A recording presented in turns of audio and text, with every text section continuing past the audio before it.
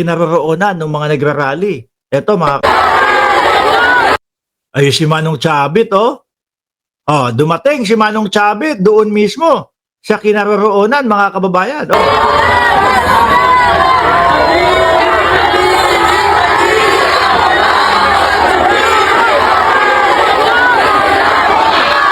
Ano sinisigaw ng mamamayang Pilipino kay Chabit? Kurakot, kurakot, kurakot. Alam nyo, mga kababayan, napaghahalataan si Manong Chabit eh. Napaghahalataan ho, mga boss G Pamo, sir, na kinakabahan. No? Paano ho? Kasi ang Pangulo, ang gobyerno natin ngayon, walang sinasanto. Mayaman ka? Pakialam ko sa iyo.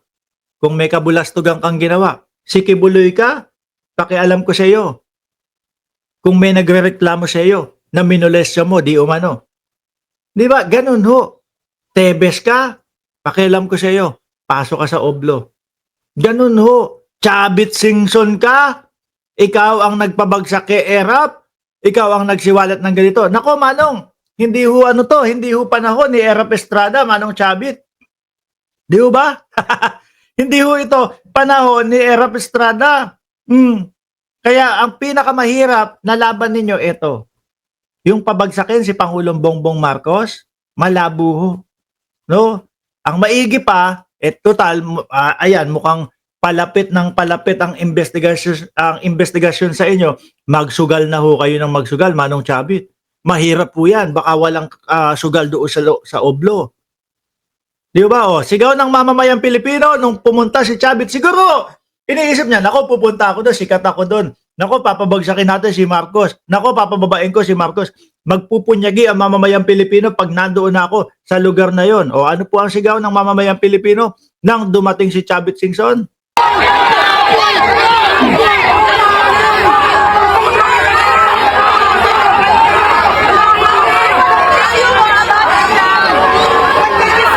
Ang lungkot ni Chabit. Ang lungkot ni Chabit. Kasi ine-expect ng matanda na yan, mga kababayan, is papanig sa kanya yung mamamayang Pilipino na nandoon. Ine-expect niya, mabuhay si Chabit! Oh, kahit medyo malapit-lapit na din, mabuhay si Chabit! Kaso alam ng mamamayang Pilipino, ang pagkakaiba ho, nung dati, hindi ganun ka kilala si Chabit noon, mga bossing. Kilala, di ba? Pero yung ugali. Pero ngayon, halata na. Nananawagan ba si Renato ng BBM resign? Sabi ni Sir Tony Ninobla, hindi po. Nilinaw niya yun na hindi kami nandito o pumarito para manawagan ng PBBM resign. No, pero hindi daw nila maiiwasan na mahaluan ng mga sumisigaw ng BBM resign. Oh, Manong, salita! The crowd, sir. What can you say about the crowd?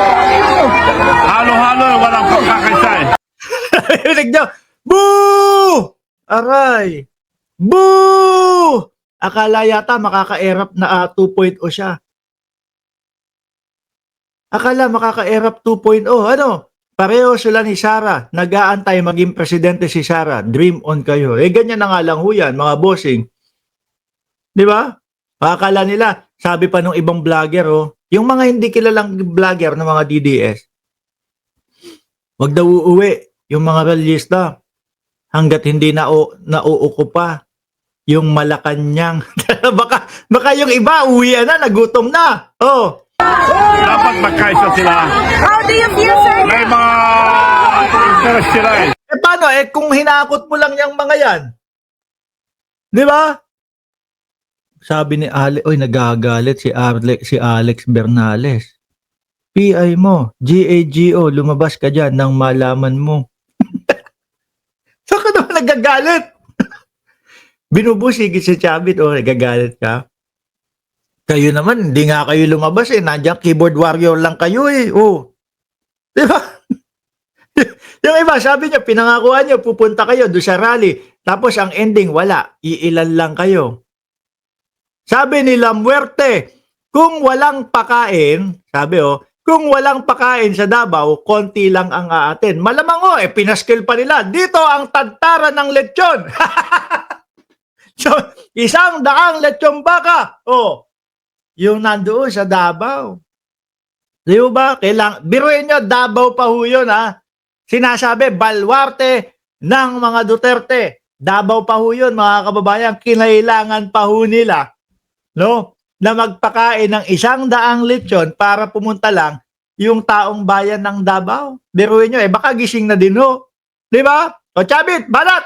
Dapat, it should be one move just to remove the president, the most powerful. Ikaw, buti hindi ka binugbog dyan, Chabit.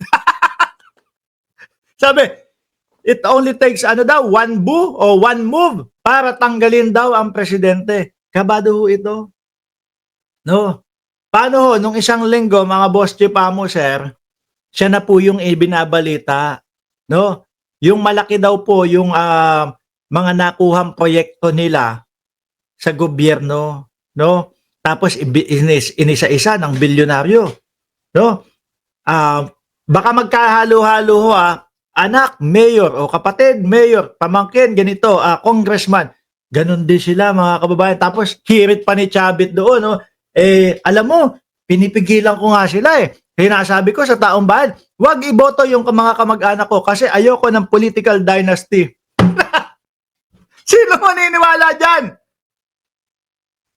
Ikaw naman, Manong, para namang niloloko mo yung mamamayang Pilipino. Alam nyo, sabi ko nga doon sa mga sa mga kababayan ko, huwag nyong iboto yung mga kamag-anak ko kasi ayoko ng political dynasty. Talo daw, talo. Sino maniniwala naman doon, Chabit? Ikaw naman talaga. Are you one with the protesters, or are you also Di marinig, kabubuho. Yung mga nagbubu, tigilan nyo nga muna ho, pakinggan muna natin si Chabit. Binubu ang lakas ng buhay, pinapauwi, uwi ka na. Buti nga, hindi binanata si Chabit dyan. Sabi ni Shani Boy, nagagalit si Shani Boy, Gonggong. Anong gonggong? Pumunta ka na sa EDSA, wala na amo mo, magnanakaw. Ulo. Nandun pa din sa loob Bukas paggising nyo, pag-uwi nyo ng bahay, sino presidente? Ganun pa din. Si Bongbong Marcos pa din. Wala! Meron pa kayong nalalaman, Nepal. Meron pa. Magmamala Nepal kami, ganito, ganyan. Puro epal lang yung mga pinapuntan nyo dun. Di ba? Sunog. Ang pagbubuntungan ng galit, yung street light. Sisigaw, para sa bayan to, sirain ang street light. Boom! Bukas, sasabihin ni Yorme, anak ng tinapa na yan, magre-request na naman ako ng pondo para ipagawa itong street light na ito na sinira ng mga DDS. Para sa bayan, sirain yung kagamitan ng kapwa natin Pilipino. Mga loko pala kayo Sir, galit sila, kurakot daw kayo. Ang sakit na, pumunta ka nga dyan para suportahan ka nila. Ang akala mo is, susuportahan ka. Naku, superhero ako. Kasi ito, magsasalita na ako. Tapos, ang tatanong sa'yo, Sir, galit daw po sila sa inyo. Kurakot daw po kayo sa inyo. Ha? Biglang nabingi. Banat! Kasama raw kayo sa kurakot. Mga atakbog lang nagsasabi doon, mga Atakdog lang daw. Atakdog lang daw nagsasabi. Sabi si Chabit, gigil na, naiinis na, laso, Naku, baka mamaya dito atake si Manong Chabit, binabayaran. Binabayaran. Mamaya may papakita ko sa iyo, Chabit. Ipinakita nung mga DDS. Ipapakita namin sa iyo kung sino talaga nagbabayad at kung sino ang mas dapat isipin na nagbabayad ng mga protester. Hindi naman ako ba, umuwi ako rito May balak po ba kayo sana magsalita? Wala na. Hindi na. Uuwi na lang ako. Binubu nila ako. Hindi na lang ako magsasalita. Tingin ko ang plano niya, magsasalita nga ako di ba? Tingin ko ang plano niya, mga kababayan, magsasalita ako. Wala. Boo! Binubu Kawawa, siguro sa isip-isip, puta ragis na yan, ah. Pahiya ako dito, ah. No? Eh, parali ko to, eh. Oh, ang dami kong hinahakot papunta dito, eh. So, tapos ibubulang ako nitong mga ito. Wala na, wala na. Wala na, cancel. Hindi ako magsasalita. Binubu ako. Ayaw sa akin ng mga nandito. Sir Mark, may DDS sa comment section. Hayaan nyo lang sila dyan. Sabi ko nga ho sa inyo, bago tayo mag-umpisa, ano po, nung pinapanood po natin, yung rally ho, nung mga bring him homers, no? Bring him home. Sabi ko, sige, rally lang kayo dyan. Ako, sumasyat ako kagabi, mag-isa. Di ba, Ruel Molina, oy, shout out sa iyo. Kamusta ka na? Di ba, sumasyat ako mag-isa kagabi habang pinapanood ko yung mga bring him home. Sabi ko, sige, rally lang kayo dyan. No? Mamaya yung rally ninyo, i-convert ko sa pera ko. with matching, pagtatawanan pa namin kayo. Oh.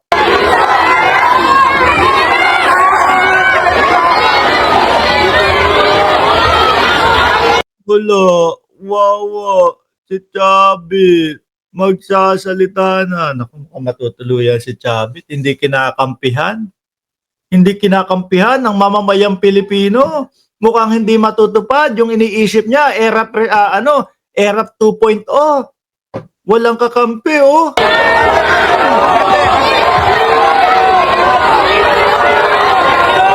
Totoo, sabi ni Orly, Hainto, Batulayan, oh, akala niya gusto na siya ng mga tao, tuloy napahiya siya. Hindi na lang magsasalita. 'Di ba? Uuwi na lang siguro.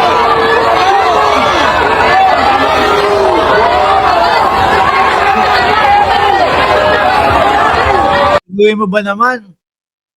May pahakot ka na. May dala-dala ka pang mga protester. Papaliwanag ko sa inyo mga kababayan kung bakit ko sinasabi o kung bakit ko naiisip na may padala si Chavit Singson na mga protester ho, mga bossing. Oh.